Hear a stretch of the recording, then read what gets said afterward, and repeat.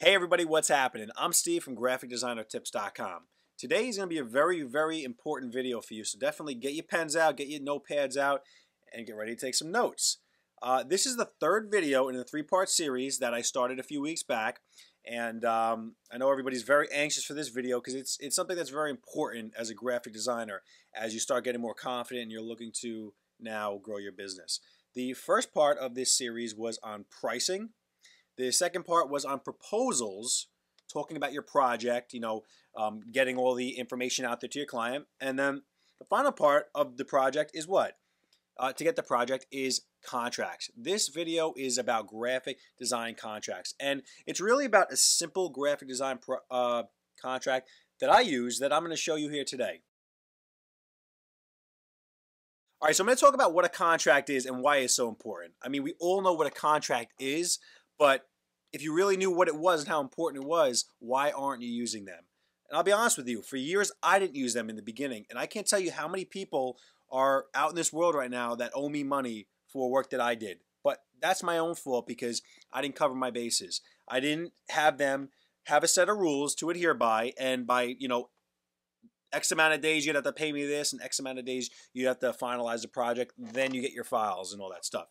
Never did that before when I was just starting out, and I know a lot of people aren't right now, and that's okay because that's the steps. Unfortunately, experience is the best teacher, and we all have to, kind of mess up to learn a lot. But I'm hoping that a lot of you are catching this as you're starting, so you don't mess up too much.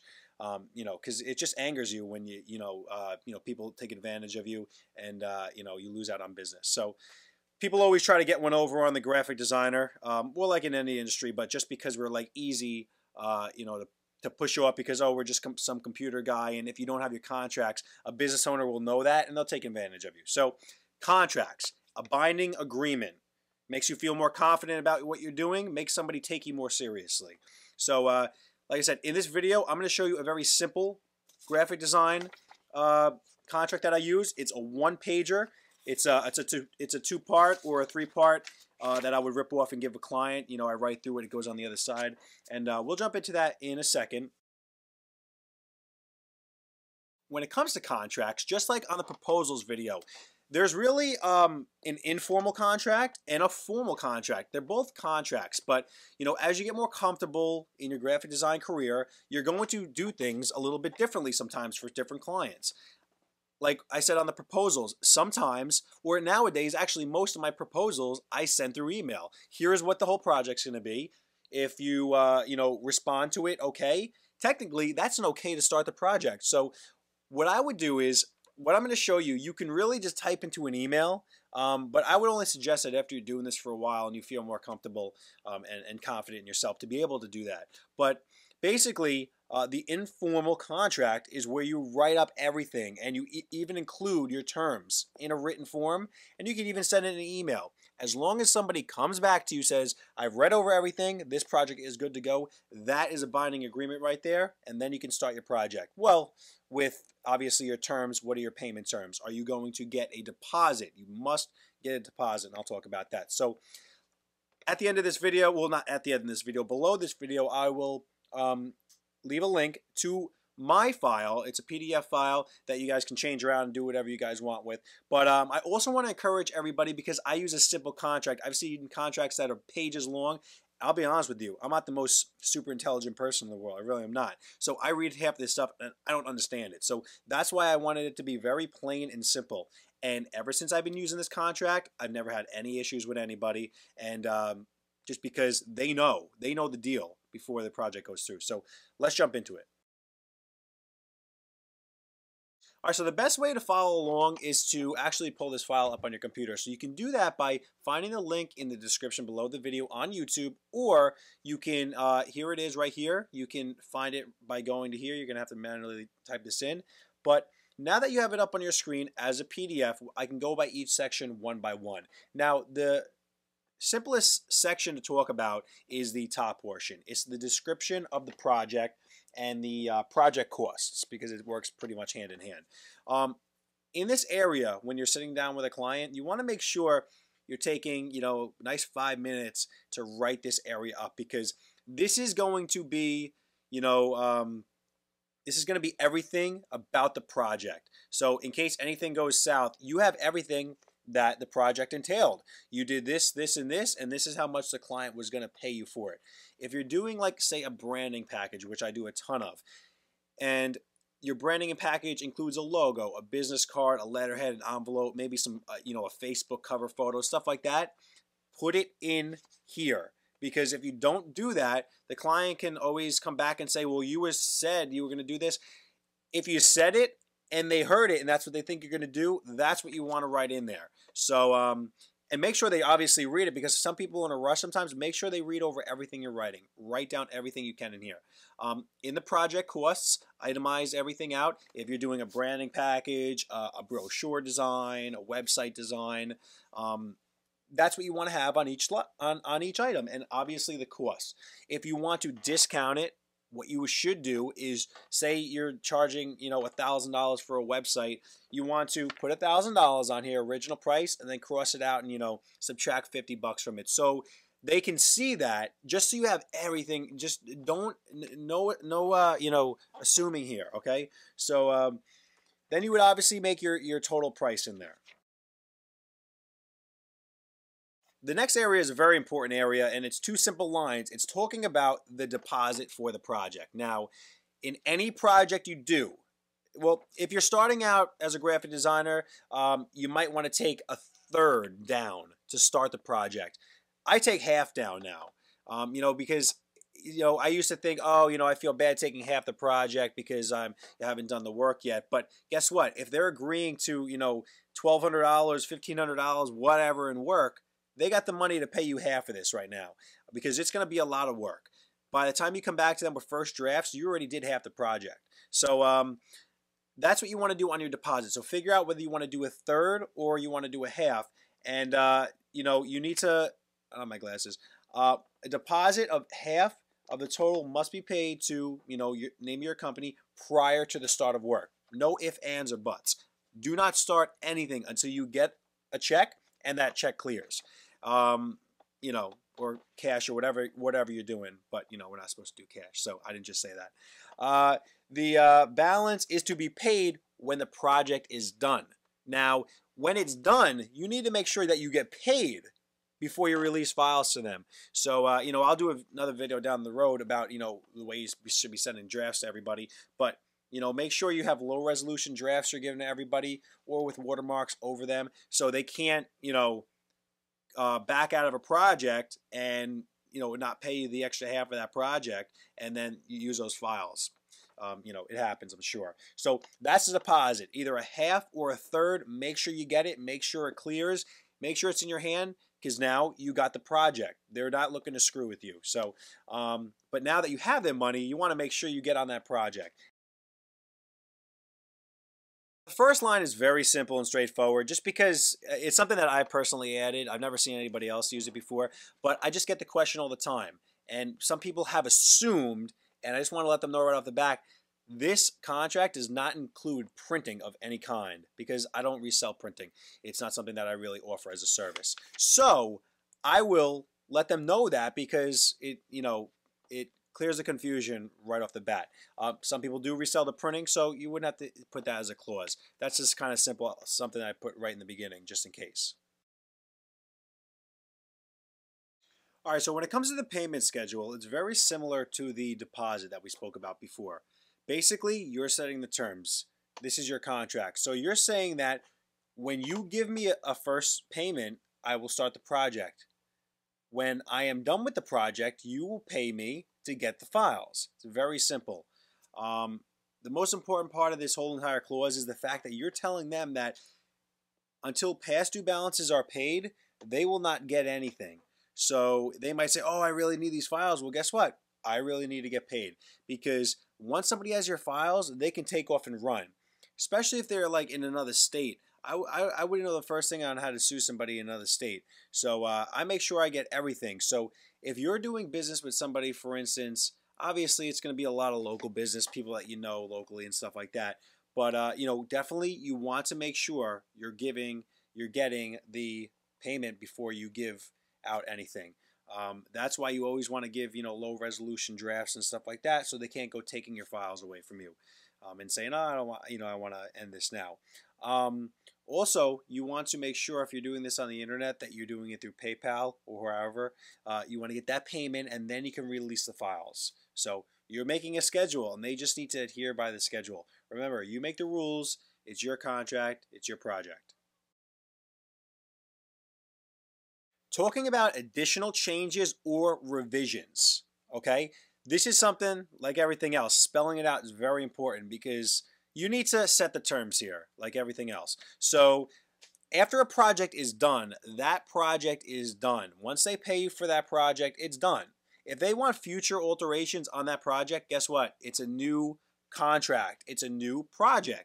They want you to now take their logo that you designed and do 10 different things with it. I want to make an infographic. I want to make my Facebook cover shot. I want to make my Facebook shot. That's all extra stuff that you need to talk about and now charge for as a new contract.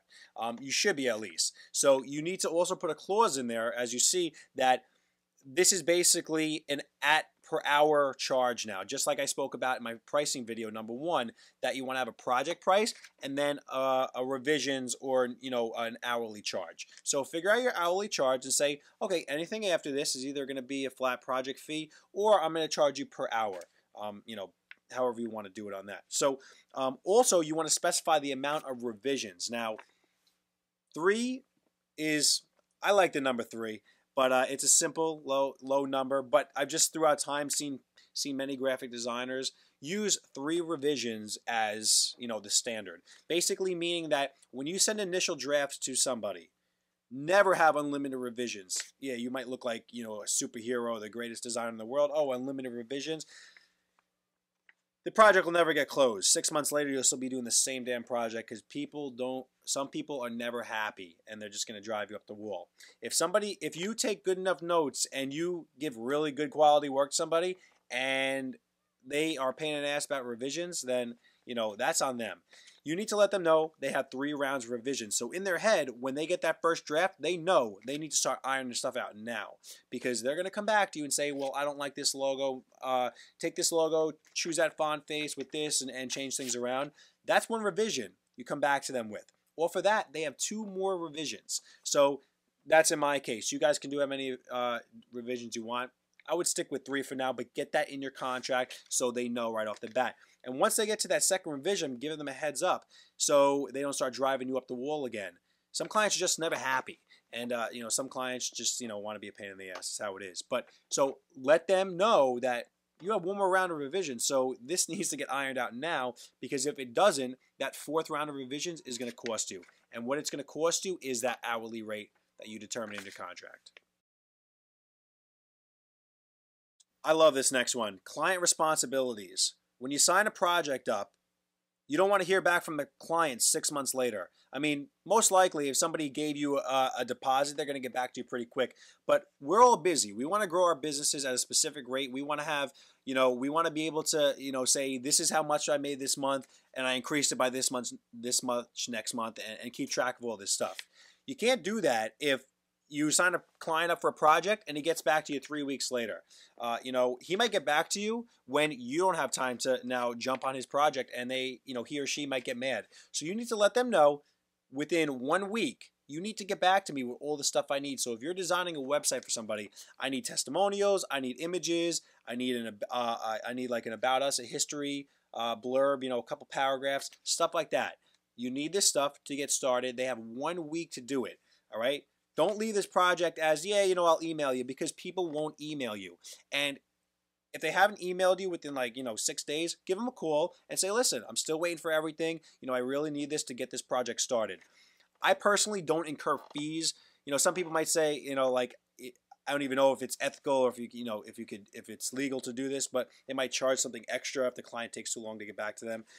The next part of that is when you send a draft, they have a specific amount of days to get back to you. Because I'm not waiting on anybody. You shouldn't wait on anybody either. You want to get these projects and close them out so you can focus on other projects. Eventually, you're going to have so many projects happening at one time. You want kind of like a flow. You want a system going. So You need to let people know, clients, that they have 3 days to get back to you, or however many days you want, 2 days, 1 day, to get back to you with comments on the draft that you sent them. And nowhere in this does it really say how long it takes for you to get back to them, because you really don't want to be held to that, just in case anything comes up and now they can, say you're breaching your contract. But anyway, you want to just get back to people quick anyway, within a few days. But definitely set the time on all this. Very important. Early termination of a project. Very important. You have to have this in there. And I'll tell you why. If you sign somebody up for a project, say it's a website and it costs $1,000, and they give you a down payment of a third or half. Now, say you start doing work on this project and they decide to back out. Well, guess what? They just forfeited their entire deposit. Yeah, they can argue and say, oh, what did you really do? Within the couple weeks time or whatever. It doesn't matter, because most likely you did start that project and you did a lot of work. You did research, you did sketches, you did some mind mapping, whatever you had to do, and now they backed out and it was a part of your contract. What really happens in that case a lot of times, and it's happened to me a couple of times, is basically somebody will sign up for a project and then they'll find somebody else who's going to do it for dirt cheap. And they go, oh shit, I signed this contract with this person and now I want to get out of it. Well, yes, you can get out of it, sure, but you forfeit your deposit and you keep zero rights to anything that I designed for you. So if I sent you drafts already and then you found this person who's cheaper and you want to use them, well, guess what?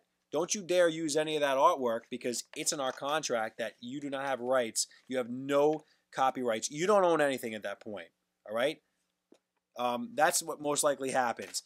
Somebody might come back to you and say, oh, I realized I didn't have enough money to pay for the project. Most likely it's baloney. They found somebody else, or they realized the project was too expensive, with you, so they wanted to go with somebody maybe who does lower quality for less. Happens all the time.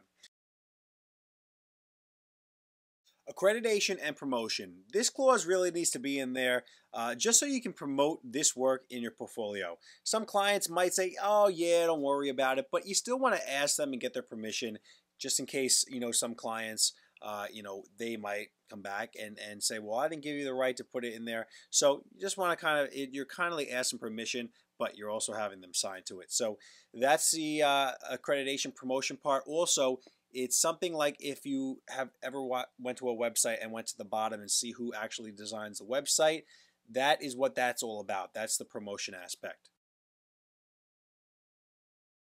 All right, so my copyright clause is 2 sentences. It's very simple. Now, I have seen pages on copyright stuff, and a lot of the times it's very confusing, and it's just a lot. It's just something that I don't understand when I read it. But I kept it very simple and straightforward. I let everybody know that once I receive the final payment for the project, that I release the copyrights to their project. And so they will know that they are able to basically print these anywhere or have any other designer change them. I also put in my copyright statement that you are not able to resell or reuse any of the stock photography that is a part of that design, because I do say you have the copyrights, but if I purchase stock photography, that doesn't mean I transfer those rights to them on the photos to be able to reuse or resell.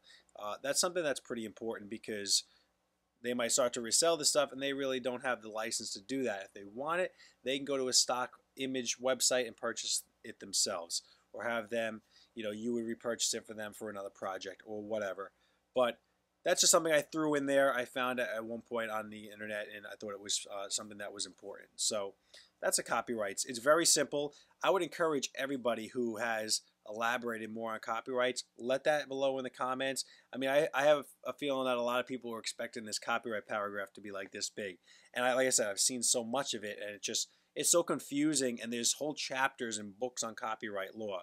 And but I just wanted to keep it real simple for my simple contract. All right, so the last part of this contract is the most important part, I would say. It's the part where you sign your name and the client signs his or her name and dates it, and then you give them a copy and you're off. Now, if you don't have a 2-part form that you can literally rip off and have the carbon copy to give somebody, you could always fax it to them. You can email it to them as a copy after you physically sign. So it's a good paper trail email. It definitely is. Or faxing it to somebody. You can always check the fax records on what you sent and who you sent it to, stuff like that. So definitely, obviously, once you have their signature and they have yours, you both feel comfortable. It's an agreement. You shake hands and you start the project. All right, so I hope you enjoyed this video on contracts. This is more of a discussion below in the comment section. So if there are things that you use in your contracts, which I'm sure you do because I have simplified the heck out of this, please leave them below so other people who are anticipating watching this video can read what you're doing that I may not have added or thought about. So, I'm always updating stuff and changing things around, so I might see something that I might add into my contract, and then I'll definitely let it be known that it's something maybe I haven't thought of before. That's something but everybody should be having in there. So I hope you enjoyed this video. Leave your comments below. Subscribe to our channel by clicking this button. I come out with a couple videos per week. And that's it. I appreciate you checking out this long video. It's something that's definitely going to help you out. Now we're all doing something the right way so we can do good business and make some money. So I'll talk to you guys soon. Have a good night. Peace.